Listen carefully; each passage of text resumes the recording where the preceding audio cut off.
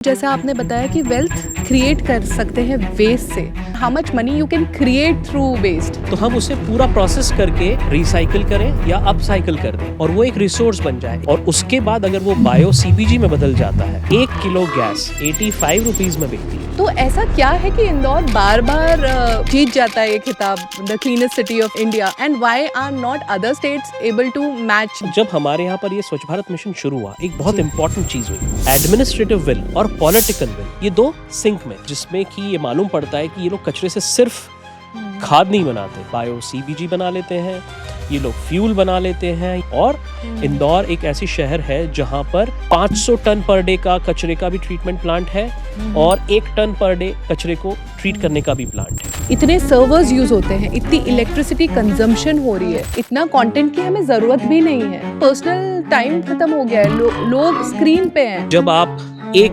Prompt AI को देते हैं तो उसके अंदर लगभग 17 से 18 लीटर पानी का खर्चा होता है सर्वर्स को ठंडा रखने के लिए, एक प्रॉम्प्ट में। कॉर्पोरेट वर्ल्ड में सस्टेनेबिलिटी हो या कॉर्पोरेट सोशल रिस्पॉन्सिबिलिटी हो, are these companies using it as a branding tool, और क्या एक्चुअली इस लेवल तक कंपनीज काम करना चाहती हैं? बड़े बड़े कॉर्पोरेट ब्रांड्स अगर वो ना हो तो भारत सस्टेनेबिलिटी में जितना आगे है वहाँ कभी नहीं पहुँच सकता। तो ये बिल्कुल भी पेपर्स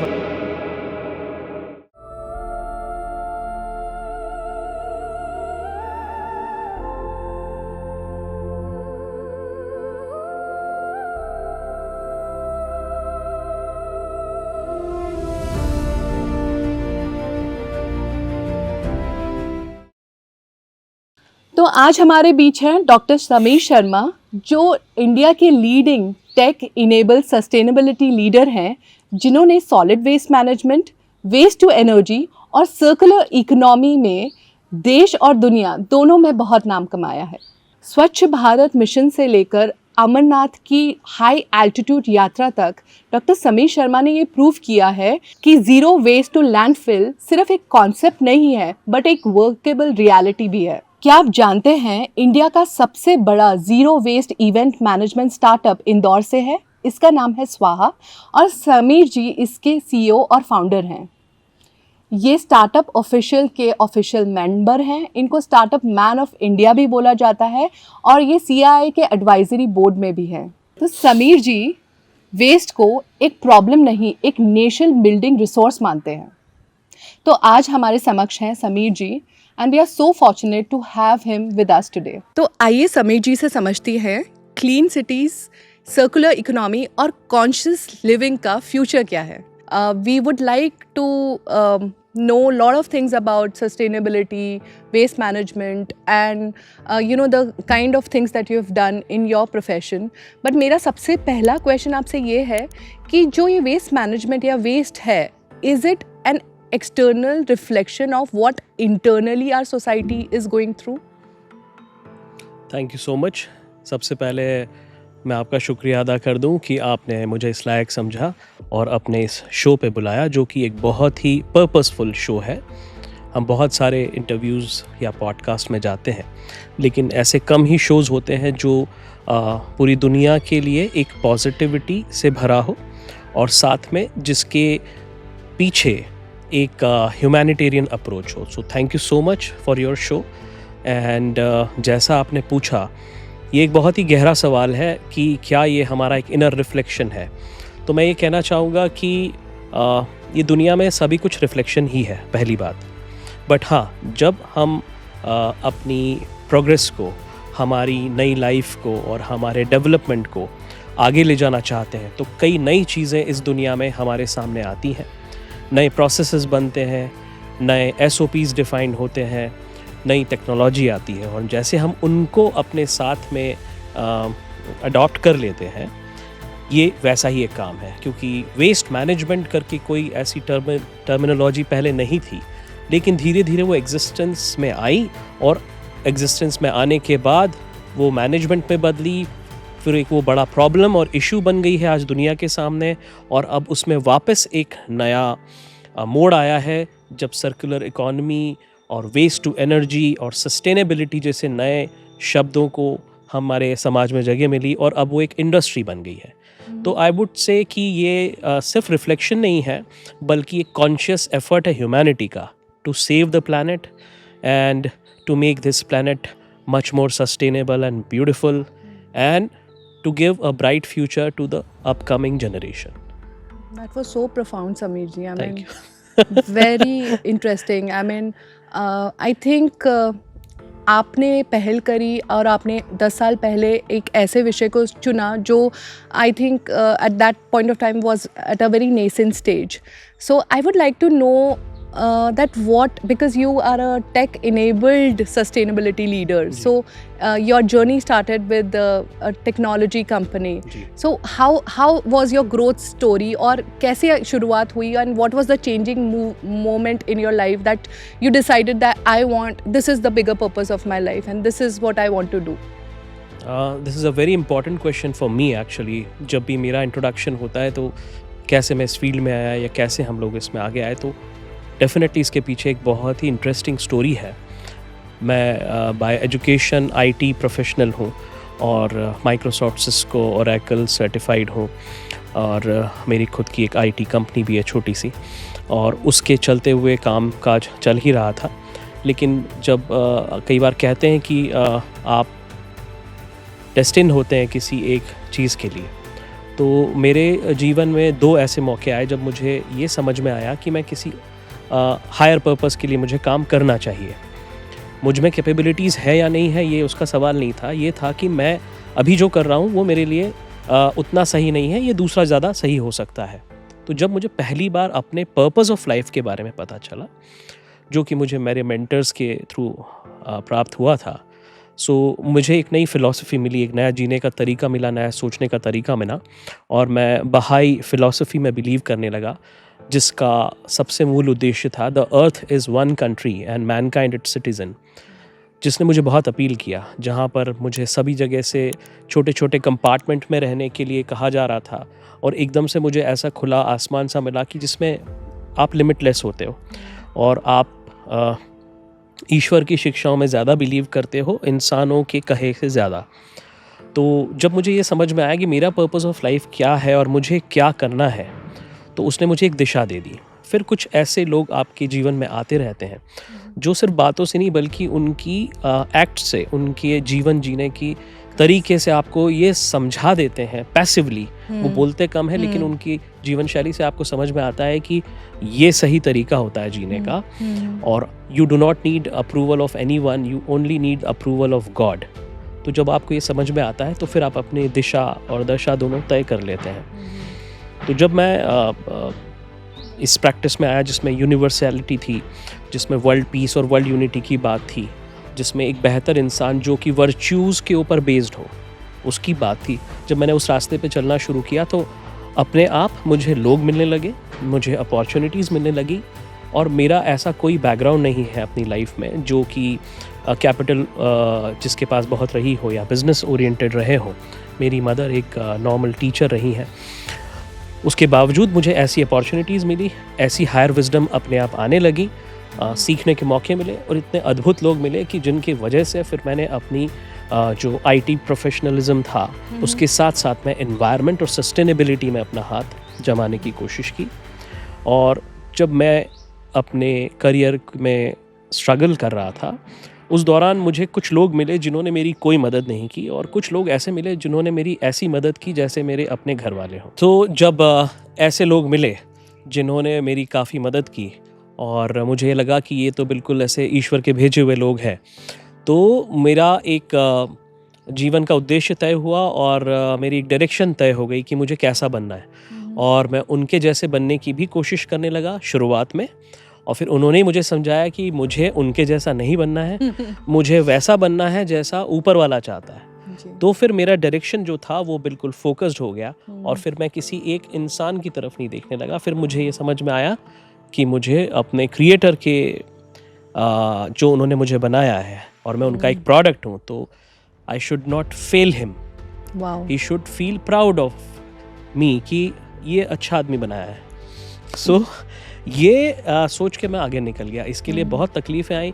घर से भी कई बार ऐसा सुनने को भी मिलता था कि मैं बहुत ज़्यादा आइडियलिस्टिक हो रहा हूँ या बहुत मैं दुनियादारी में नहीं हूँ, तो हो सकता है मैं पैसे नहीं कमा पाऊँ, अच्छा आदमी तो बन जाऊँ, लेकिन हो सकता है मैं फिर झोला लटका के घूमूँ। लेकिन ऐसा कुछ नहीं हुआ, और समय के साथ जो मेरा मोटिव था कि मैं ये बताना चाहूँ कि अच्छे लोग अगर हैं तो वो सिर्फ फाइनेंशियल क्राइसिस में नहीं रहते, वो लोग भी फाइनेंशियली वेरी वेल अपनी लाइफ में अचीव कर सकते हैं। They can become successful business people, they can become millionaires, billionaires, और ऊपर वाले ने वो करके दिखाया। और ये मिथ को भी हमने तोड़ा कि अगर अच्छे लोग हैं तो ज़रूरी नहीं है कि आप स्ट्रगलफुल लाइफ में जिएंगे, बल्कि मेरे लिए तो ये मैंने देखा है कि जो लोग ज़्यादा शॉर्टकट करते हैं, ज़्यादा पैसे कमाने के चक्कर में दिन भर लगे रहते हैं, वो ज़्यादा स्ट्रगल कर रहे हैं, मेंटली भी, स्पिरिचुअली भी, और पीस भी उनका कम ही रहता है। सो ये इस तरीके से जर्नी शुरू हुई, और फिर जब इंटेंट अच्छे होते हैं तो डेफिनेटली चीज़ें बदलती हैं।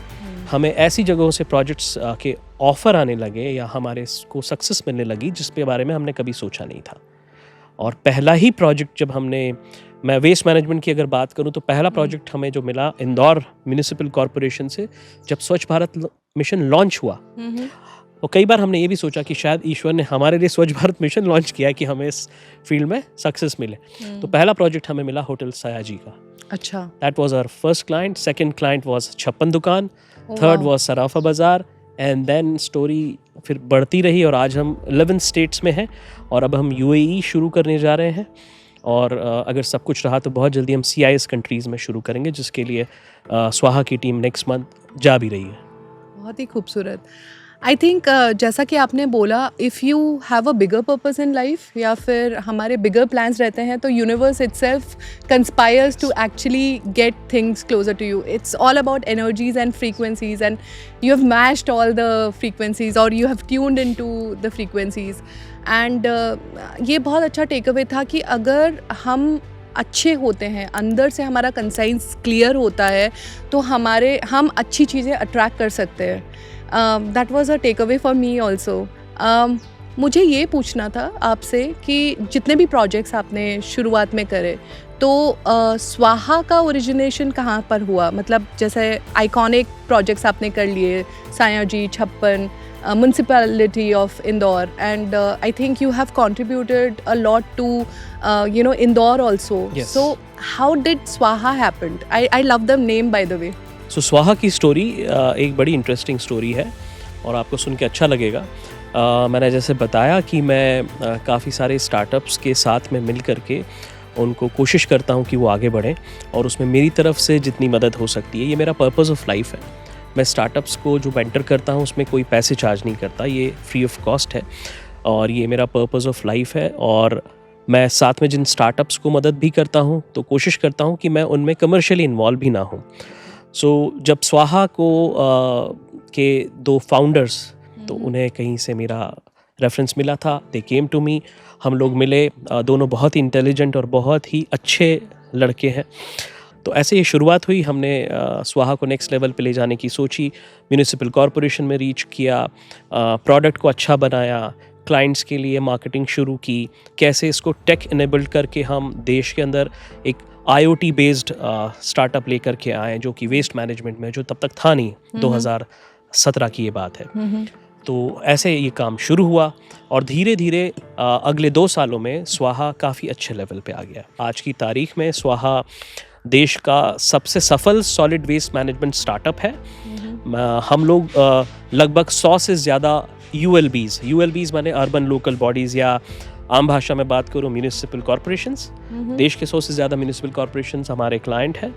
हम देश के सबसे बड़े सॉलिड वेस्ट मैनेजमेंट प्लेयर्स में से हैं जिनका खुद का ज़ीरो वेस्ट इवेंट्स का खुद का सेटअप है, जिसमें mobile vans, mobile air purifiers और मोबाइल एनर्जी सेंटर्स, ये सारी चीज़ें हमारे साथ में हैं।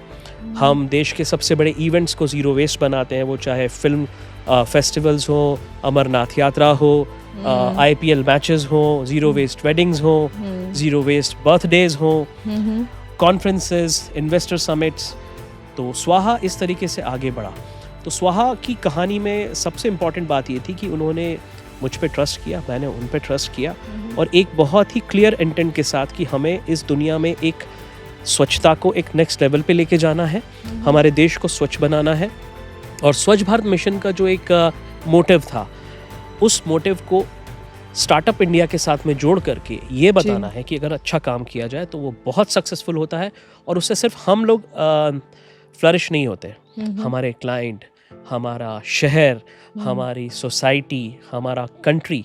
तो ये काम हमारी पहचान बन गया है, हमारा शहर की पहचान बन गया है, और मैं इतने देशों में जाता हूँ, सभी जगह पे इंदौर को लोग जानते हैं जी। मेरे लिए वो बड़ा आश्चर्य होता है कि इंदौर जैसे देखा जाए तो एक छोटा ही शहर है हमारा, धीरे धीरे बढ़ रहा है, राजधानी भी नहीं है, हाँ राजधानी भी नहीं है, लेकिन सब इंदौर को जानते हैं। इजराइल हो, इजिप्ट हो, यूएई तो डेफिनेटली छोटा सा है लेकिन वो भी तो जानते ही हैं, या यूरोप कहीं भी हो, कहीं भी ऐसा नहीं हुआ कि मैंने उनको बोला है कि मैं इंदौर से हूँ और उन्होंने मुझे ये नहीं बोला, अच्छा you come from the cleanest city of India. So it's a matter of proud for me, और मुझे ये बताते हुए भी बहुत खुशी है कि स्वाहा एक बड़ा स्टेक होल्डर है इंदौर की स्वच्छता में। इंदौर के जितने बल्क वेस्ट जनरेटर्स हैं उनके सारे कचरे का निपटान स्वाहा करता है, और उस कचरे से हम बायो सीबीजी बनाते हैं, कंप्रेस्ड बायोगैस बनाते हैं, जो वापस मार्केट में बिकती है।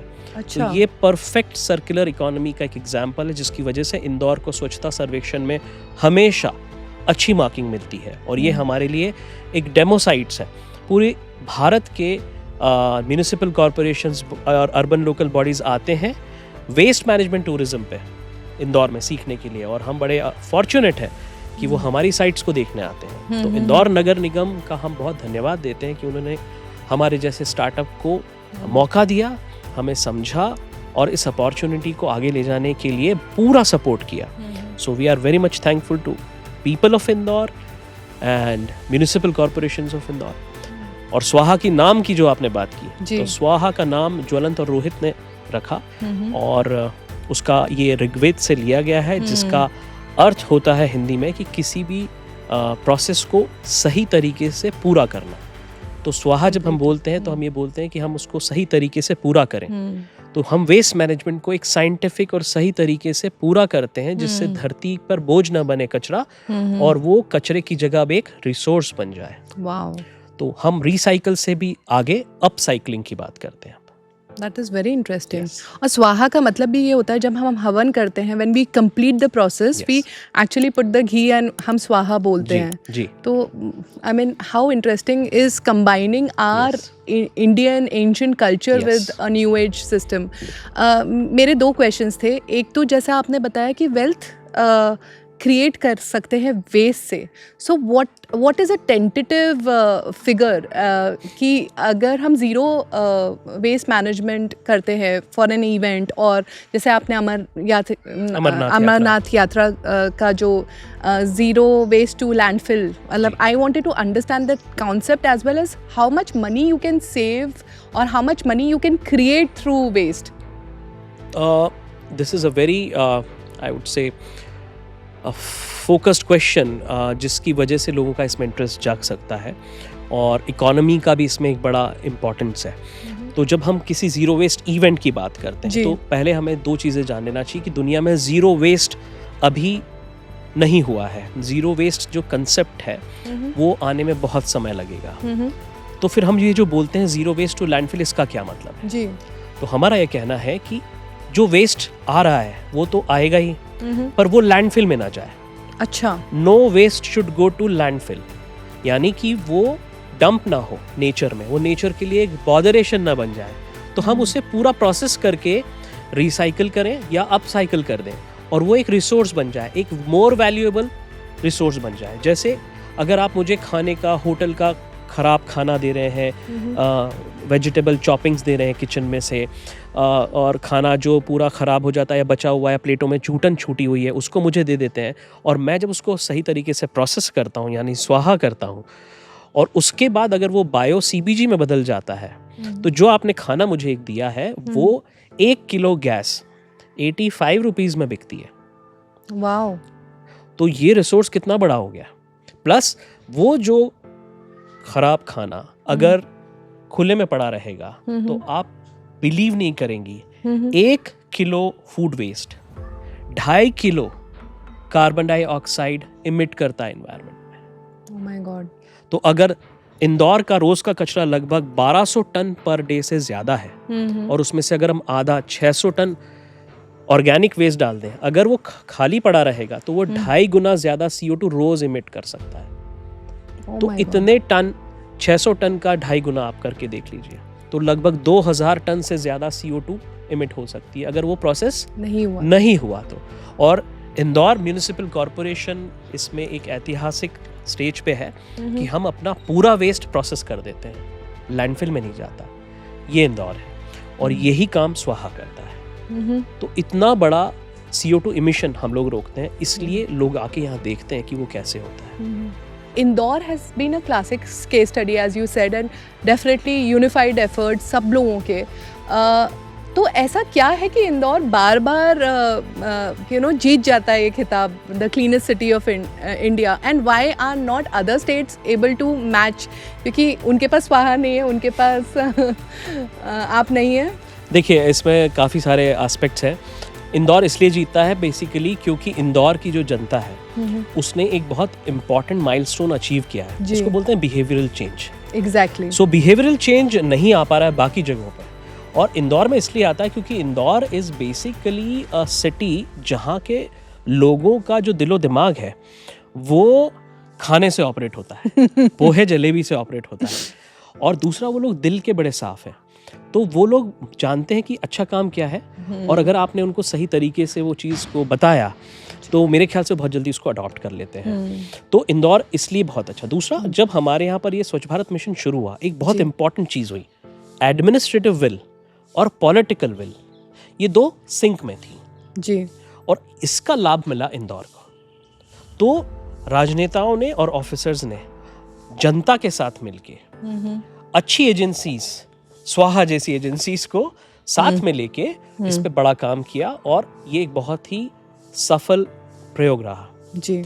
और इसी वजह से इंदौर हर बार नंबर 1 आता है। और अब जाके इंदौर जैसे इनोवेटिव, जैसे मैंने आपको बताया, so we are very known innovators in India, जिसमें कि ये मालूम पड़ता है कि ये लोग कचरे से सिर्फ खाद नहीं बनाते, ये खाद के अलावा बायो CBG बना लेते हैं, ये लोग फ्यूल बना लेते हैं, ये लोग पेट्रोल बना लेते हैं, हम इससे ब्रिकेट्स बना लेते हैं, हम इसके साथ साथ चारकोल बनाने लगे हैं, और हम इसको अपसाइकल करके प्रोडक्ट्स भी बनाने लगे हैं। तो कुल मिला के बात ये आती है कि हमें ये पता है, हमें वेस्ट मैनेजमेंट साइंस पता है, और इंदौर के नगर निगम की एक अच्छाई ये है कि वो लोग हमेशा नए स्टार्टअप्स को, इनोवेटर्स को एंटरटेन करते हैं और उनको एक मौका देते हैं, और यही चीज़ इंदौर की सबसे अच्छी है, जहाँ पे बाकी लोग थोड़ा पीछे हो जाते हैं। इसलिए इंदौर नंबर 1 है। और आप बिलीव नहीं करेंगे, इंदौर एक ऐसी शहर है जहाँ पर 500 टन पर डे का कचरे का भी ट्रीटमेंट प्लांट है, और 1 टन पर डे कचरे को ट्रीट करने का भी प्लांट है। तो हमने हर स्केल पे काम कर रखा है, इसलिए हम पूरी दुनिया में जाने जाते हैं। बिल्कुल।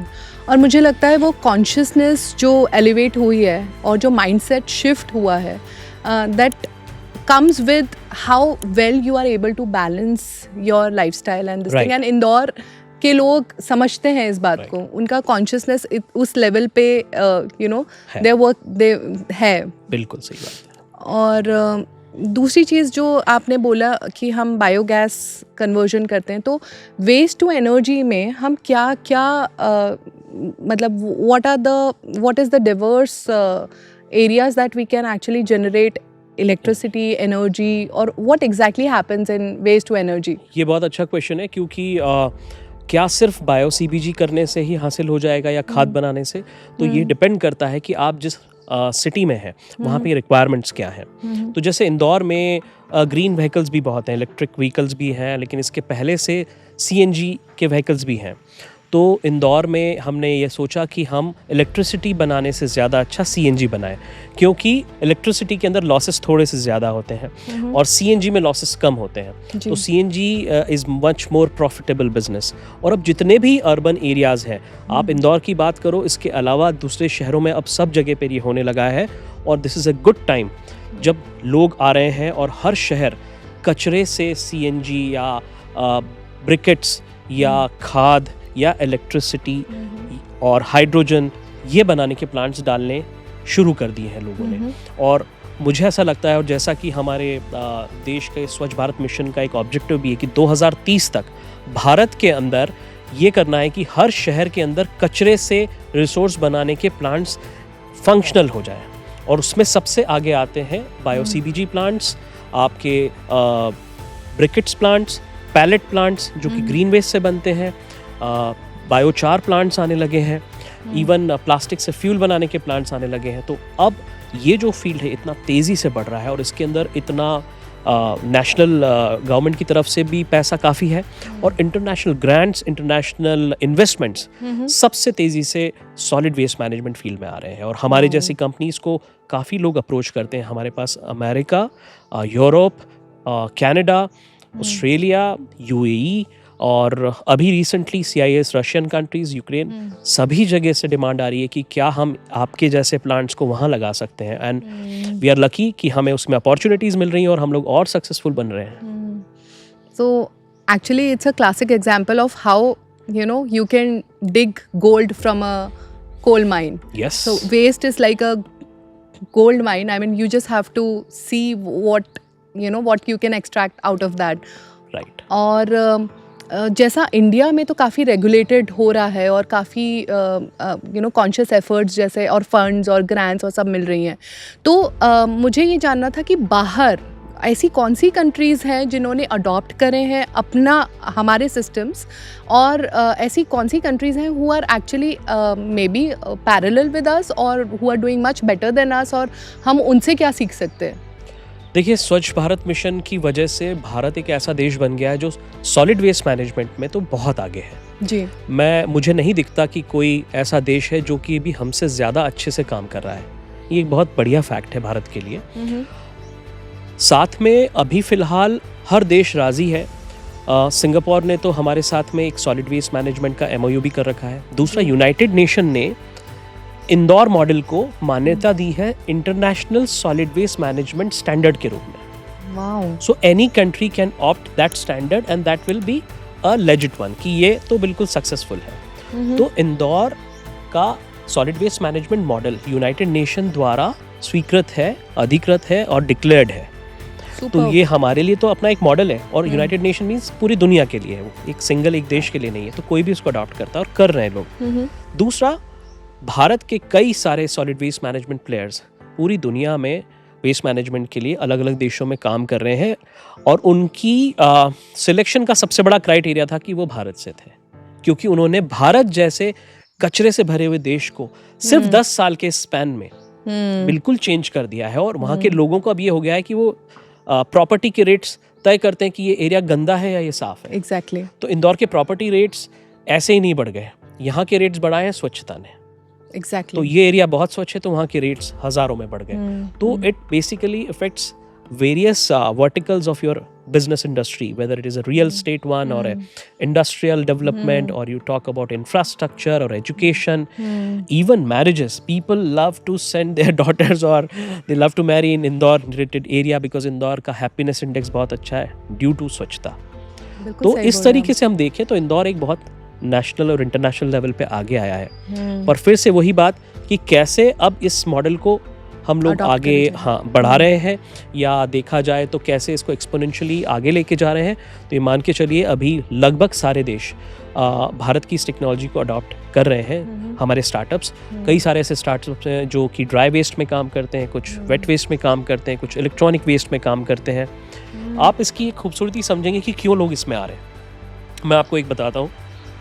कचरा उठाने के अंदर पैसा है, कलेक्ट करने के लिए कचरा प्रोसेस करने में पैसा है, फिर कचरा प्रोसेस कर दिया और उससे जो वैल्यूएबल रिकवरी हुई उसको बेचने से भी पैसा है।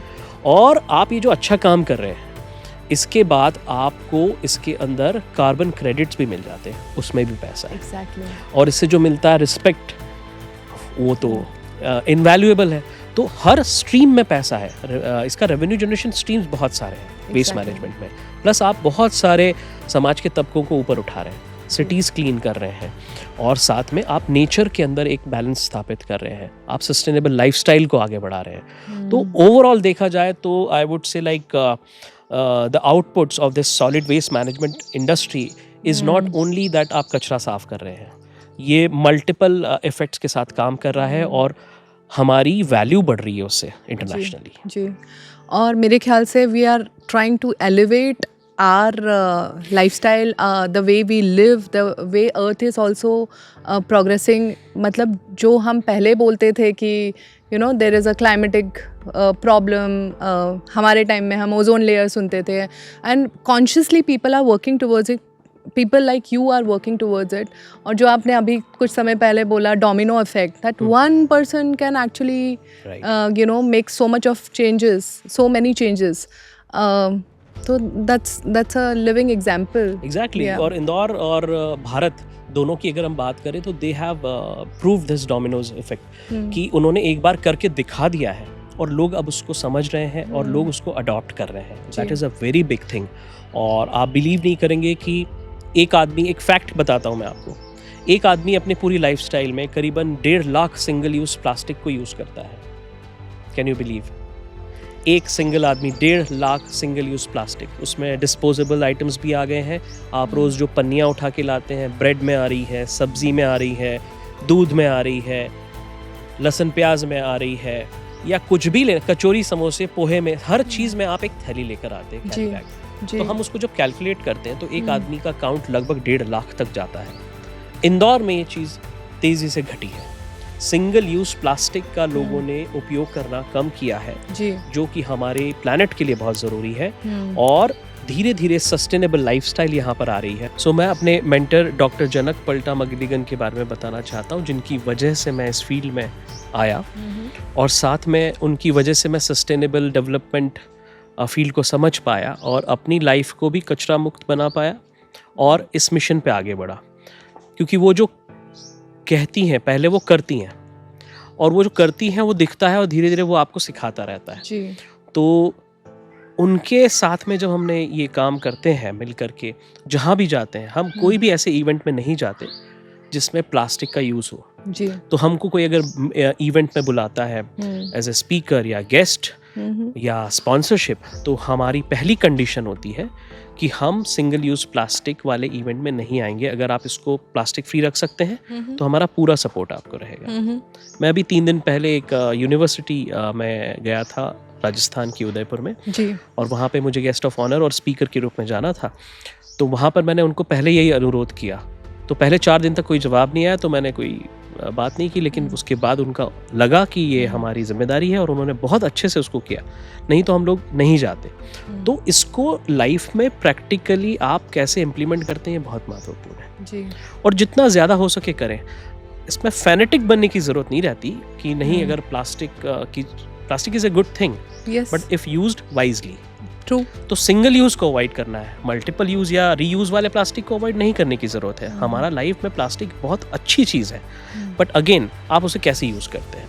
तो हमने जब ये सस्टेनेबल लाइफस्टाइल के में आगे बढ़े, तब समझ में आया कि सबसे पहले आपको अपनी लाइफस्टाइल बदलनी पड़ेगी, अपने आप को कचरा मुक्त करना पड़ेगा, उसके बाद ही आप ये बात कर सकते हैं. तो धीरे धीरे हमने इसको एक मिशन बनाया और इंदौर में इतनी सफलता मिली है कि हमारा सिंगल यूज़ प्लास्टिक का जो वॉल्यूम है कचरे का, वो ड्रास्टिकली नीचे आ गया है. तो ये भी हमारे इंदौर की सक्सेस है. और यही चीज़ अब हम लोग दूसरी जगहों पे कर रहे हैं. जैसे अभी हम स्वाहा के अंदर जम्मू एंड कश्मीर स्वच्छ भारत मिशन अर्बन 2.0 की हमारे पास जवाबदारी है पूरे स्टेट की. अच्छा. पूरी यूटी की. तो हम उसमें यही कोशिश कर रहे हैं कि लोगों को कैसे इसके दुष्प्रभाव के बारे में बताएं, प्लस हम उसको ऑल्टरनेटिव्स भी देते हैं. तो मैं आपको एक एग्जांपल देता हूँ अमरनाथ यात्रा का. अमरनाथ यात्रा का जब हमने जिम्मा संभाला उसको ज़ीरो वेस्ट टू लैंडफिल बनाने का, यानी कि कोई भी कचरा जो निकलेगा वो लैंडफिल में नहीं जाएगा, उसे वहीं प्रोसेस कर देना है ताकि वो बर्डन ना बने. तो हमने ये प्रपोज़ किया कि हमें इसके ऑल्टरनेटिव्स भी रखने चाहिए. कि अगर सिंगल यूज़ प्लास्टिक मैं मना करता हूँ तीर्थयात्रियों को लाने से, तो मैं उनको क्या दे रहा हूँ? भाई वो लेकर तो आ गए, अब आगे नहीं ले जाना है, तो वो क्या हाथ में लेके जाएगा चीज़ें. तो हमारे पास वहाँ पर जो एडमिनिस्ट्रेटर्स थे, IAS ऑफिसर्स, उन्होंने एक बड़ा वाइज डिसीजन लिया. हमने उनको प्रपोज़ किया कि हमें कपड़े के थैले as alternatives free of cost बांटने चाहिए.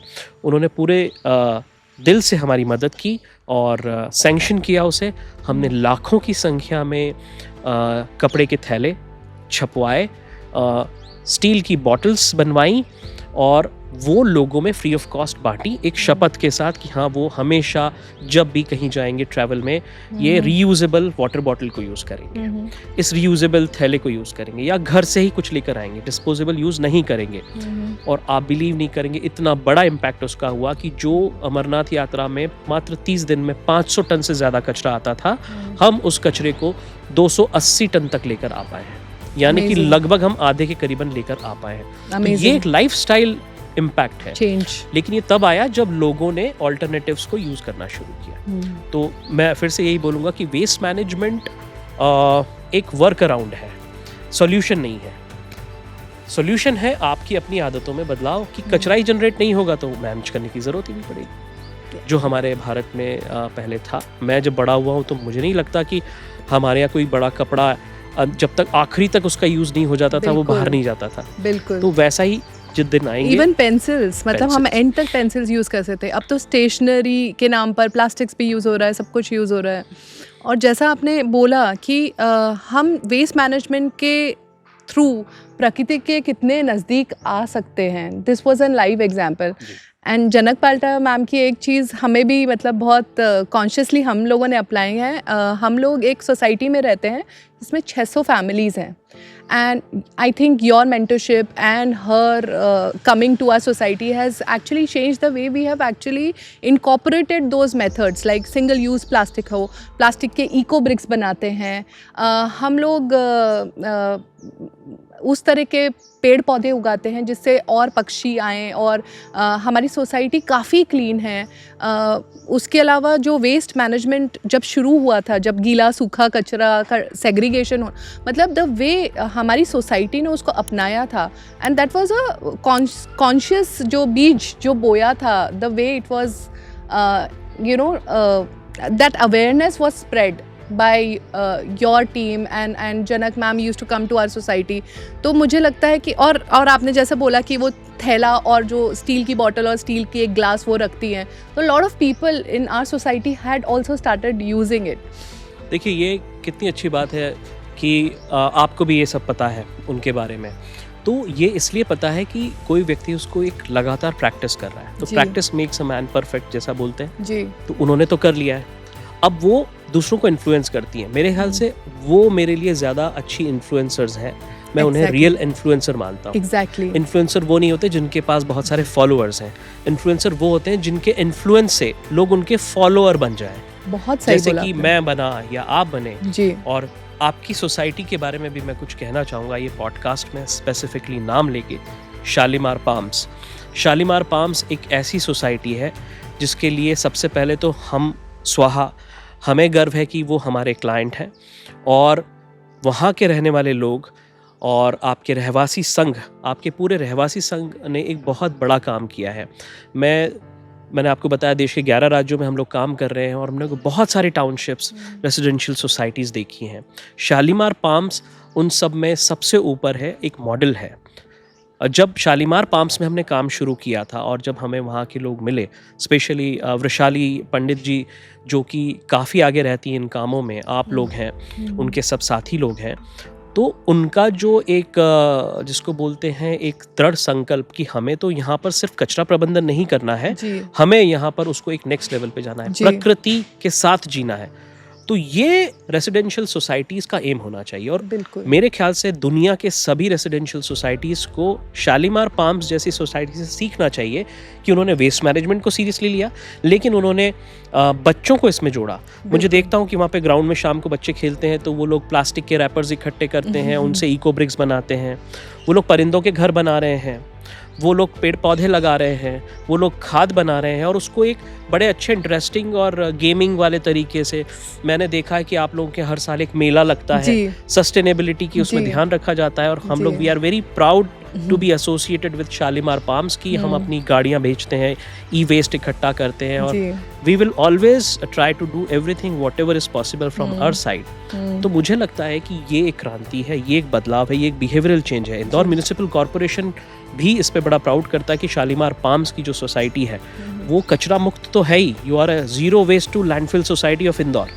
ऐसी और सोसाइटीज़ बने। मुझे लगता है बहुत जल्दी हमें आपको एज ए ब्रांड एम्बेसडर्स लेना पड़ेंगे ताकि आप दूसरी सोसाइटीज़ को इंस्पायर कर पाएँ। तो यही मेन स्वाहा का भी काम है हाँ। और मेरे ख्याल से ये सोल्यूशन है। जी। और जब ये आगे बढ़ेगा तो धीरे धीरे वेस्ट भी जनरेट कम होगा, वेस्ट मैनेजमेंट में खर्चा भी कम होगा और वो पैसा हम दूसरे डेवलपमेंट वर्क में लगा सकते हैं। हो सकता है उससे महंगाई कम हो जाए, हो सकता है उससे हमारी आर्थिक संपन्नता आ जाए। So I think waste management और going towards zero waste is the solution for the whole earth. Very true, very true. So over this years हम मटेरियलिज्म से मिनिमलिज्म की तरफ भी जा रहे हैं और बहुत सारे यंगस्टर्स भी जुड़े हुए हैं। They also know the way to live consciously. There are so many brands जो सस्टेनेबिलिटी पे बन रहे हैं। Youngsters are coming forward. तो हमारे यंगस्टर्स के लिए अगर आप 5 स्टेप्स बता दें to how to actually go towards zero waste lifestyle. Zero waste lifestyle achieve करना बहुत आसान है और मैं बोलूँगा कि यंगस्टर्स इसमें बहुत आगे हैं, बल्कि हम हमारी पीढ़ी की बात करें वो थोड़ा पीछे रह गए हैं जी।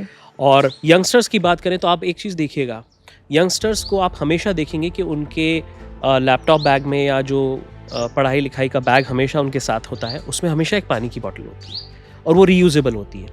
मैं हार्डली किसी को ऐसा देखता हूँ जिनके पास रीयूजेबल पानी की बॉटल नहीं हो। ये एक बहुत बड़ा स्टेप है टूवर्ड्स सस्टेनेबिलिटी। जी। अगर हम रीयूजेबल वाटर बॉटल नहीं यूज़ करते हैं तो ये मान के चलिए इस देश में पानी मिल रहा है, बिक रहा है 20 रुपये लीटर। हम एक बिस्लरी की या किसी और ब्रांड की बॉटल खरीद लेते हैं तो वो एक प्लास्टिक बॉटल आपकी तरफ से उस प्लैनेट में एज ए कचरा जा रही है। बिल्कुल।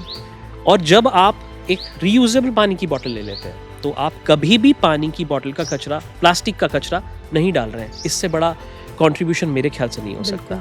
तो जेनजीज हुए या यूथ्स हुए या वर्किंग प्रोफेशनल हुए तो इसमें बहुत आगे है। तो पहला मैं बोलूँगा पानी की बॉटल हमेशा साथ में रखें। मैं भी अपने पास रखता हूँ, मेरे मेंटर भी रखते हैं। और दूसरा मैं बोलूँगा कि हमारे पास एक छोटा कपड़े का थैला जो कि या तो फोल्डेबल स्टाइल में हो या एक छोटा जो आपके बैग में आ सकता है, ये हमेशा होना चाहिए। आप सिंगल यूज़ प्लास्टिक को पूरा अवॉइड कर सकते हैं। जी।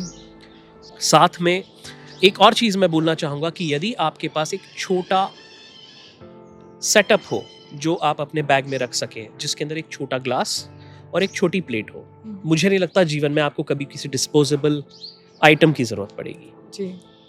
तीसरी सबसे इम्पॉर्टेंट चीज़ जो घर में से हो सकती है वो हो सकती है कि आप घर में सूखा कचरा और गीला कचरा ये अलग अलग रखें, क्योंकि इसका एक इतना बड़ा इम्पैक्ट है कि अगर आप कचरे को मिक्स करते हैं और उस मिक्स कचरे को आप कचरा गाड़ी में डाल देते हैं तो नगर निगम को वो कचरा फिर से सॉर्ट करना पड़ता है। उसकी बहुत महंगी कॉस्ट होती है। अच्छा। वो जब तक सेग्रीगेट नहीं होगा वो प्रोसेस ही नहीं हो सकता। तो किसी भी कचरे को प्रोसेस करने के पहले उसका सेग्रीगेशन होना चाहिए। अगर आप ये घर से करके दे देते हैं तो बड़ा खर्चा बच जाता है, बड़ा समय बच जाता है, देश के लिए एक बहुत बड़ा कंट्रीब्यूशन होता है। तो इसको एक देशभक्ति का काम मान के अगर हमने वेस्ट सेग्रीगेशन करा तो हम सस्टेनेबल लाइफस्टाइल की तरफ आगे बढ़ सकते हैं। तीसरा है आप अपनी चीज़ों को लंबा चलाएं, बार बार बदले नहीं। जैसे कुछ लोगों में आदत होती है कि उन्हें हर साल एक नया मॉडल चाहिए फ़ोन का। ये एक शौक भी हो सकता है और ये पागलपन भी हो सकता है, लेकिन अगर हम उसकी जगह पे 3 या 4 साल में एक बार करें तो आप एक बड़ा इलेक्ट्रॉनिक कचरा मार्केट में आने से रोक सकते हैं। तो ये मिनिमलिस्टिक होने के लिए ज़रूरी है। जी। आप अगर कम नई चीज़ें खरीदेंगे, इसका मतलब ये नहीं कि नई चीज़ें नहीं खरीदना है, ये है कि आप उन्हें थोड़ा लंबा चलाएं, तो रिड्यूस करें वेस्ट को। ये एक सस्टेनेबल लाइफस्टाइल का है। और एक आखिरी चीज़ जो 5वीं चीज़ मैं बोलना चाहूँगा वो ये है कि आप अपने लाइफस्टाइल को प्रकृति से जोड़िए कि क्या मेरा ये कदम प्रकृति पे भारी पड़ने वाला है या ये प्रकृति को संरक्षित करने वाला है। जी। जैसे आपकी बर्थडे पार्टी मनाना है, मैरिज एनिवर्सरी मनाना है, आप कोशिश कीजिए कि वो वेस्ट फ्री रहे। आपने बहुत बड़ी मदद कर दी। बिल्कुल। आपने नई कुछ चीज़ खरीदने जा रहे हैं तो आप देख लीजिए कि क्या मुझे इसकी अभी ज़रूरत है या थोड़े दिन और चल सकता है। आपने बहुत बड़ा काम कर लिया। आप बाजार जा रहे हैं, आप घर से थैला लेकर के निकल जाएंगे तो आपसे बड़ा रिस्पॉन्सिबल देशभक्त आदमी भारत को नहीं मिल सकता। तो ये सस्टेनेबल लाइफस्टाइल की कुछ छोटी छोटी रिक्वायरमेंट्स हैं और ये बहुत बड़ा काम नहीं है। थोड़ा सा आलस छोड़ना पड़ेगा, कॉन्शियस होना पड़ेगा, लेकिन आप बड़ा काम कर सकते हैं। And I think if the youngsters are listening to it, मेरे लिए भी टेक अवे ये है कि I will do conscious purchasing, क्योंकि कपड़ों पे हम लोग बहुत खर्च करते हैं, दिखावे पे बहुत खर्च करते हैं। हम एक जैसे कपड़े नहीं पहनना चाहते, एक बार फोटो आ गई तो हम वही चीज़ ड्रेस रिपीट नहीं करना चाहते। तो मेरे लिए टेक ओवर ये है, जैसे आपने बोला कि आप कॉन्शियस परचेज करिए कि आपको ज़रूरत भी है कि नहीं। बिल्कुल सही बात है, क्योंकि आपकी लाइफस्टाइल लोगों को दिखाएगी और वही इम्पॉर्टेंट है। अगर आपने, जैसे आज आपने ये पॉडकास्ट किया है और ये कितने लोगों तक जाएगा, लाखों लोगों तक जाएगा, ये लाखों लोगों को प्रेरित कर सकता है कि क्या वो अपनी लाइफस्टाइल में चेंज लाना चाहेंगे। और अगर किसी एक ने भी ला दिया तो मुझे लगता है इस पॉडकास्ट का पर्पस पूरा हो गया और ऐसे ही चीज़ें आगे बढ़ती हैं। तो मेरा ये है कि कंटिन्यूस एंड कॉन्शियस एफर्ट्स लगाते रहना चाहिए। बिल्कुल, I think you have hammered it so many times. एक और चीज़, जैसे आपने टेक्नोलॉजी में काम किया है, सस्टेनेबिलिटी में काम किया है, मैन्युफैक्चरिंग में काम किया है, सो आपको इन तीनों का जो मिश्रण है उसको आप बहुत अच्छे से यूज़ करते हैं। पर टेक्नोलॉजी कांट इट बी, जिस तरह से technology is taking over our businesses and AI driven चीज़ें हो गई है, ह्यूमन इंटरवेंशन कम हो रहा है, तो मुझे ऐसा लगता है कि ये एक थ्रेट भी है। तो how do you think we can actually use technology also to our benefit? देखिए, टेक्नोलॉजी के बिना जीवन संभव नहीं है जी, ये फैक्ट तो आपको मान लेना चाहिए। लेकिन किसी भी चीज़ की अति हमेशा ही खराब होती है। तो डेफिनेटली अगर हम ज़्यादा टेक्नोलॉजी ड्रिवन हो जाएंगे या डिपेंडेंट हो जाएंगे, ये हमारे लिए ख़राब रहेगा। तो एक बैलेंस रिक्वायर्ड में, तो वो बैलेंस तभी आएगा जब आप सस्टेनेबल लाइफस्टाइल में आएंगे। तो उसी वक्त फिर आप ये तय कर पाएंगे कि मुझे टेक्नोलॉजी को कितनी जगह देना है मेरी लाइफ में, और कितना स्क्रीन टाइम मेरे लिए इनफ है, और किसके बाद मुझे स्क्रीन से हट के रियल लाइफ में लौटना है। तो मेरे ख्याल से ये बहुत आसानी से मैनेजेबल है अगर आपकी ऐसी सोच है। लेकिन जिस हिसाब से आज की तारीख में दुनिया आगे बढ़ रही है, स्क्रीन टाइम बढ़ रहा है, डिपेंडेंसी ऑन टेक्नोलॉजी बढ़ रही है, ये बिल्कुल सही बात है कि ये हमारे लिए एक बड़ा खतरा बन सकती है। पर वो खतरा ना आए उसकी तैयारी भी आप ही को करनी पड़ेगी। तो फिर मैं आपको बोलूँगा कि एक बहुत अच्छी बहाई टीचिंग है, उसमें लिखा है कि you should leave important for the most important. तो आपके लिए सबसे ज्यादा जरूरी क्या है, आप उसको ध्यान में रखिए, द बिगर। तो छोटी चीजें अपने आप छूट जाएंगी। तो अगर मुझे लगता है कि मुझे मेरी माँ और बहन से बात करना ज्यादा महत्वपूर्ण है रील्स देखने से, और अगर आपने वो कर लिया तो आपका परिवार बचा रहेगा। तो रील्स तो कभी भी देख सकते हैं, लेकिन आप कभी भी परिवार को टाइम नहीं दे सकते। बिल्कुल, उसके लिए तो वो निर्धारित समय है, उसकी एक आयु है, उसका एक समय है, नहीं तो आप नहीं कर पाएंगे। तो आपको ये सोचना है कि मेरे लिए ज्यादा इम्पोर्टेंट क्या है, सबसे इम्पोर्टेंट क्या है। ज्यादा मैं भी नहीं बोलूंगा, सबसे ज्यादा इम्पोर्टेंट क्या है। तो जब आप प्रायोरिटी डिसाइड कर लेते हैं तो ये चीजें अपने आप फिल्टर आउट होने लग जाती हैं। तो वैसा ही वेस्ट मैनेजमेंट में भी है, वैसा ही स्टार्टअप्स में भी है, और वैसा ही टेक्नोलॉजी में भी है। तो टेक्नोलॉजी का सही प्रयोग, टेक्नोलॉजी को बैलेंस करना, या फिर जैसे मैं व्हाट आई वांटेड टू से वाज कि जितना कंटेंट क्रिएशन हो रहा है, जिस तरह से टेक्नोलॉजी यूज़ हो रही है, जिस तरह से AI मॉडल्स यूज़ हो रहे हैं, मैंने एक रिसर्च पढ़ी थी कि इतने सर्वर्स यूज़ होते हैं, इतनी इलेक्ट्रिसिटी कंजम्पशन हो रही है, तो मतलब इतना कंटेंट की हमें ज़रूरत भी नहीं है। तो the way the world is moving towards technology, that without using technology nothing is possible, ये भी एक भ्रम है। बिकॉज जैसे आपने बोला कि एक पर्सनल टाइम ख़त्म हो गया है, लोग स्क्रीन पे हैं, तो I mean you have to balance it out. पर वो कॉन्शियसनेस, वो कलेक्टिव कॉन्शियसनेस आना भी एक बहुत बड़ी बात है। उसके लिए फिर मैं बोलूँगा कि उसके लिए भी टेक्नोलॉजी आपको मदद कर सकती है। कैसे, मैं बताता हूँ। आपको याद होगा बचपन में हमने कई सारे एडवर्टीजमेंट्स देखे हैं कि पानी बर्बाद जा रहा है तो दिखाते हैं कि नल खुला है, बह रहा है, बहने मत दो, ये खत्म हो जाएगा, जल है तो कल है जी, और ऐसा कुछ बताया जाता था। तो आज की तारीख में रील देखना और दिन भर स्क्रीन टाइम पे लगे रहना, और मुझे लगता है कि बहुत ज़्यादा टेक्नोलॉजी पे डिपेंडेंट होना भी वैसा ही है। एक आपको फैक्ट बताता हूँ कि जब आप एक प्रॉम्प्ट AI को देते हैं कोई पूछने के लिए या डेटा एनालिसिस के लिए, तो उसके अंदर लगभग 17 से 18 लीटर पानी का खर्चा होता है सर्वर्स को ठंडा रखने के लिए, एक प्रॉम्प्ट में। आज की तारीख में हम प्रॉम्प्ट ऐसे फेंकते हैं क्योंकि हमें तो ठीक से प्रॉम्प्टिंग करना भी नहीं आती, तो हम ऐसी चीज़ें पूछते हैं जो नॉर्मली आप सर्च में पूछ सकते हो या किसी आदमी से भी पूछ सकते हो, लेकिन हमें तो AI का ही यूज़ करना है, हमें चैट GPT का, हमें प्रॉक्सिमिटी का, या हमें कोपायलट का ही यूज़ करना है, या जेमिनी का यूज़ करना है। तो हम जब उस पर डालते हैं तो एक बार के प्रॉम्प्ट में इतने लीटर का पानी खर्च होता है। एक आदमी रोज़ाना जितनी रील देखता है उसका अगर आप गूगल करेंगे कि एक रील देखने पे 30 सेकंड्स की कितना CO2 इमिशन है, माय गॉड, तब आपको समझ में आएगा कि हम बैठे बैठे ही धरती पे कितना ज़्यादा CO2 इमिशन के रिस्पॉन्सिबल आदमी हैं। तो आपको समझ में आएगा कि नल बह रहा है, आप इसको बंद कर देना चाहिए। तो वैसे ही आपको देखना चाहिए कि जितनी इंपॉर्टेंट चीज़ें उतना देखें। ये समझ आना एक बहुत बड़ा काम है, लेकिन उसके लिए भी आपके पास सही कंपनी होना ज़रूरी है, आपके मेंटर्स होना ज़रूरी है और आपको रिस्पॉन्सिबल होना ज़रूरी है। और उस तरह के इन्फ्लुएंसर्स जैसे आपने बोला वो आने चाहिए। जैसा कोविड आया और कोविड ने हमारा पूरा दृष्टिकोण बदल दिया, the way we looked at the world before and post COVID, तो उस ड्यूरेशन तक तो काफ़ी चेंजेस आए, लोगों को समझ में आया कि हमें किस तरह से पर्यावरण को बचाना है, किस तरह से अपने आप को बचाना है। But over a period of time we again come back to the same square. तो ये मतलब ये तब जब तक हम फियर मैकेनिज्म यूज़ नहीं करते तब तक चेंजेस नहीं होते क्या? या फिर इसके लिए स्क्रीन, मतलब screen is just an example, but screen के लिए भी हमको एक कोविड चाहिए to actually understand that this is going to end. I mean if you do more of it, तो how do we actually, I mean you have told it, but yes, but क्या हम fear mechanism ही use करें बार बार to? मुझे ऐसा लगता है fear mechanism use करना पड़ेगा जब हम अति कर देंगे। तो कोविड के टाइम तो फियर मैकेनिज्म यूज़ हुआ, लेकिन ये वापस पे सेम ऐसी स्थिति ना है, उसके लिए एक बड़ा इम्पॉर्टेंट कंटेंट है जो मैं अपने आपके अंदर देखता हूँ कि अगर मुझे सही फीड नहीं मिला होता तो मैं सही काम नहीं कर रहा होता। ये वैसा ही है, हमारे पास आज की तारीख में सही इनपुट्स नहीं है, मॉरल एजुकेशन नहीं है। मेरे बचपन में एक मॉरल एजुकेशन का चैप्टर होता था, उस पर मार्किंग होती थी और उसकी परीक्षा भी होती थी, ऐसा अब कुछ नहीं है। तो हमारा जब इनपुट ही सही नहीं है तो आउटपुट सही कैसे आएगा?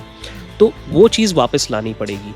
और सस्टेनेबिलिटी, एनवायरनमेंट के प्रति जब हम लोगों को कॉन्शियस करते हैं, ये जो पॉडकास्ट आप कर रही हैं जिससे लोगों की कॉन्शियसनेस बढ़े, तो ये जब बढ़ेगी तभी उनको समझ में आएगा, और जब उनको समझ में आएगा तभी वो बदलेंगे। आपके समझ में आने से मैं नहीं बदलूंगा, आपके समझ में आने से इंदौर, दिल्ली, इंडिया नहीं बदलेगा। जब वो उनको समझ में आएगा तभी वो बदलेगा। तो वो समझने के लिए टाइमली ये हैमरिंग होते रहना चाहिए, आपको बताते रहना चाहिए। जैसे इंदौर में हमारे एक बड़े फेमस हृदय रोग विशेषज्ञ हैं डॉक्टर भारत रावत, वो बार बार हृदय के लिए को कैसे स्वस्थ रखें उसके लिए बताते रहते हैं, सेम बात बताते हैं जी। हर बार नया नहीं बताते, लेकिन अलग तरीके से बताते हैं, अलग अलग लोगों को बताते हैं और एक कंटिन्यूस हैमरिंग करते हैं। तो धीरे धीरे लोग उसके प्रति अब जागरूक हो रहे हैं। ऐसे ही आपको कचरा मैनेजमेंट के प्रति, आपको मॉरल वैल्यूज के प्रति, आपको कॉन्शियसनेस के प्रति हर तरह के लिए बताते रहना पड़ेगा। आपके जैसे लोगों को पॉडकास्ट करते रहना पड़ेगा, हमें अच्छे काम में लगे रहना पड़ेगा, तब एक सक्सेस स्टोरी बनेगी। और वो सक्सेस स्टोरी जब दिखेगी तब लोग उससे इन्फ्लुएंस होते हैं और फिर वो बदलते हैं। तो मेरे ख्याल से सस्टेनेबिलिटी, सॉलिड वेस्ट मैनेजमेंट और मॉरल वैल्यूज़, इन सब का एक बढ़िया फ्यूजन ही भारत जैसे देश वाले तो समझते हैं, लेकिन उसको अब वो इम्प्लीमेंट करें तो ये बड़ा शिफ्ट हो सकता है और फिर इंदौर जैसे कई सारे शहर बनेंगे। एंड आई थिंक ये हो भी रहा है, ये हो भी रहा है। Just that we need to continuously hammer. बिल्कुल। तो समीर जी, जैसे आप स्टार्टअप्स के साथ काम कर चुके हैं, आप मैन्युफैक्चरिंग यूनिट में हैं, आपका खुद का IT फर्म है, कॉर्पोरेट वर्ल्ड में सस्टेनेबिलिटी हो या कॉर्पोरेट सोशल रिस्पॉन्सिबिलिटी हो या carbon credits is a new age term, आपको क्या लगता है कि are these companies using it as a branding tool, और क्या एक्चुअली इस लेवल तक कंपनीज काम करना चाहती हैं, या फिर they are just driven to do it because the entire corporate structure wants them to do it? ये ऐसा क्वेश्चन है जो सभी को जानना चाहिए इसका उत्तर, और आई एम थैंकफुल कि आपने ये पूछा। देखिए, जहाँ तक कॉरपोरेट रिस्पॉन्सिबिलिटी की बात आ रही है, कॉरपोरेट सोशल रिस्पॉन्सिबिलिटी की, तो CSR ज़रूर भारत देश में एज ए कंप्लायंस आया है। और एक साइज़ जब कंपनी की हो जाती है, उसके बाद उन्हें CSR करना एक मैंडेट है। ये ज़रूर एक कंप्लायंस था, लेकिन कंपनीज और कॉरपोरेट्स इसमें बड़े सीरियस हैं जी। पिछले 10 से 15 सालों में भारत की कंपनीज में, कॉरपोरेट्स में सस्टेनेबिलिटी और CSR एक नए डिपार्टमेंट क्रिएट हुए हैं। उसमें जॉब्स मिली हैं, उनके अपने काम हैं, फंक्शंस हैं और उनके टारगेट्स भी हैं। तो वो न सिर्फ उसको कंप्लीट करते हैं, बल्कि उनकी वजह से भारत के बहुत सारे social initiative, solid waste management initiatives, solid waste management projects चल पा रहे हैं। और मैं कई सारे ऐसे प्रोजेक्ट का हिस्सा हूँ जिसमें बड़े बड़े कॉरपोरेट ब्रांड्स, अगर वो ना हो तो भारत सस्टेनेबिलिटी में जितना आगे है वहाँ कभी नहीं पहुँच सकता। तो ये बिल्कुल भी पेपर्स वाली बात नहीं है। हर एक CSR प्रोजेक्ट का एक ऑडिट होता है, हर एक CSR प्रोजेक्ट का एक इम्पैक्ट एनालिसिस होता है, सोशल इम्पैक्ट और एनवायरनमेंट इम्पैक्ट। जब तक ये दो नहीं होता, तब तक उनके उस एक्ट को वैलिडेट नहीं माना जाता। तो ये बिल्कुल सच है कि काम होता है। दूसरा, जहां आपने बात की कि सर्कुलर इकोनॉमी या कार्बन क्रेडिट्स, आपको ये जान के बड़ा अच्छा लगेगा कि भारत के मैक्सिमम प्रोजेक्ट्स कार्बन क्रेडिट्स को रिडीम करने लगे हैं। उनकी इंटरनेशनल वैल्यूज़ हैं। सबका अपना अपना तरीका होता है। प्लास्टिक वेस्ट मैनेजमेंट के कार्बन क्रेडिट्स अलग हैं, गैस के अलग हैं, ई वेस्ट के अलग हैं। लेकिन भारत के क्रेडिट्स, भारत का काम बहुत बड़ा है और भारत के क्रेडिट्स को यूरोप, अमेरिका, काफ़ी लोग इनको ख़रीदते हैं और ये बहुत बड़ा सेक्टर बना है। इंदौर की ये कंपनी भी बहुत आगे कार्बन क्रेडिट के बिज़नेस में आगे जा चुकी है, पूरी दुनिया में उनका नाम है। तो ये सारी चीज़ें सिर्फ एक जागन नहीं है, ये असलियत भी है। और भारत इस मामले में बहुत आगे हो गया और मुझे ऐसा लगता है यूथ्स ने इसमें एक बड़ी भूमिका निभाई है। और हम जितना भी काम करते हैं उसके अंदर CSR फंड एक बहुत इम्पॉर्टेंट मायने रखता है। बिना उसके आप कल्पना नहीं कर सकते। बहुत ही बढ़िया। I was I mean not aware of carbon credit as a इतना बड़ा एक विषय है। It's a future currency। तो कार्बन क्रेडिट्स के बारे में अगर थोड़ा सा आप और डिटेल में बता दें। और because it's again I think it's eight a very nascent stage. तो जो कार्बन क्रेडिट्स में काम करना चाहेंगे, जैसे मैं एक ब्रांडिंग और कम्युनिकेशन स्पेशलिस्ट भी हूँ, तो कार्बन क्रेडिट्स को कैसे हम यूज़ कर सकते हैं और कैसे इसका अवेयरनेस और फैल सकता है, या फिर जैसा आपने बोला कि you can make it big, तो is it a very good proposition right now? Carbon credit industry definitely अभी शुरुआत हुई है उसकी और अब बहुत तेज़ी से आगे बढ़ रही है। कार्बन क्रेडिट को समझने का आसान तरीका ये है कि जब आप कोई एनवायरमेंटल प्रोटेक्शन का काम करते हैं, आप सॉलिड वेस्ट मैनेजमेंट का काम करते हैं, जिससे देश के या पूरी दुनिया के पर्यावरण संरक्षण में कुछ फ़ायदा होता है। आप CO2 इमिशंस रोकते हैं, आप पर्यावरण के प्रति हो रहे गंभीर नुकसानों को रोकते हैं, जिससे कि हमारी धरती का टेम्परेचर आगे ना बढ़े, कम हो, ग्लेशियर ना पिघलें, वातावरण स्वस्थ रहे, AQI खराब ना हो। इसके लिए एक अंतर्राष्ट्रीय प्रयास हुआ कि जब भी आप कोई ऐसा काम करते हैं और उसकी एक पर्टिकुलर यूनिट पे आप रीच करते हैं, जैसे मान लीजिए आपने इतने कार्बन इमिशंस रोके, तो वो उसकी एक यूनिट बनाते हैं कि प्लास्टिक वेस्ट को नदियों में जाने से रोका, तो इतने टन प्लास्टिक वेस्ट नदी में नहीं गया, तो उसका एक मेजरमेंट है और उसकी एक यूनिट बन गई। उस यूनिट की एक वैल्यू हो जाती है कि एक टन प्लास्टिक जाने से रोका और उसका कुछ प्रोडक्ट बना के रीयूज कर लिया, तो इसकी वैल्यू इतनी है। ऐसा हर एक सेक्टर में होता है। ये एक बेसिक समझाने की बात बता रहा हूँ। और वो धीरे धीरे इकट्ठा होता है। और जिस हिसाब से यूरोप और अमेरिका एनवायरनमेंट फ्रेंडली काम कम करते हैं और वो बेतहाशा कार्बन इमिशन और CO2 इमिशंस करते हैं, तो उसको बेसिकली कॉम्पनसेट करने के लिए वो इन कार्बन क्रेडिट्स को खरीद लेते हैं कि ठीक है, मैंने इतने इमिशंस करे, अब मैं इमिशन कैसे रोकूं? रातों रात तो पेड़ नहीं इकट्ठे हो सकते, जंगल नहीं बन सकता, तो ठीक है, मैं इसको ऑफसेट करता हूं, मैं ग्रीन एनर्जी खरीद लेता हूं। तो मैं ग्रीन एनर्जी बना रहा हूं, मुझसे ग्रीन एनर्जी खरीद लेंगे तो उनका वो बैलेंस हो गया। जो उन्होंने कार्बन एमिशन का पाप किया है उसको वो इस पुण्य से बराबर करते हैं। दिस इज आई वुड से अ बेटर थिंग, एटलीस्ट वो इसको समझने तो लगे हैं। धीरे धीरे अब वो उसको कम करेंगे और उसकी जगह सस्टेनेबल सॉल्यूशंस लेकर के आएंगे। तो अभी पहले लेवल पे हम लोग हैं, हम बहुत ही शुरुआती स्टेजेस पे हैं। दूसरा, कार्बन क्रेडिट का बिजनेस भी होने लगा है, ये ट्रेडिंग भी होने लगी है। तो इसमें और भी कई एस्पेक्ट्स हैं। मैंने बहुत ही एक जेनरिक वे में समझाने की कोशिश की है, बट ये एक भविष्य है। और भविष्य में मैं आपको बता दूं, आज हम फरवरी 2026 में बैठे हैं।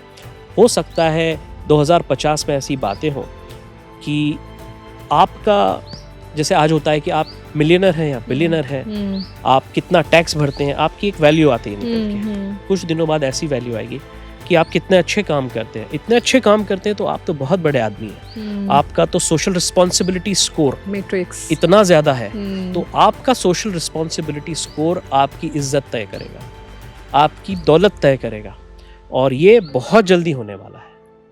सो people are going towards virtues, towards good deeds, intents, और यही आगे चल के काम होने वाला है। सो ये धीरे धीरे, ये कार्बन क्रेडिट का मैं बोल दूं, ये अगला हिस्सा होने वाला है, और वो हमारी रिस्पॉन्सिबल लिविंग से सामने आने वाला है। Thank you for opening up a new paradigm altogether. I mean, it's future 2.0.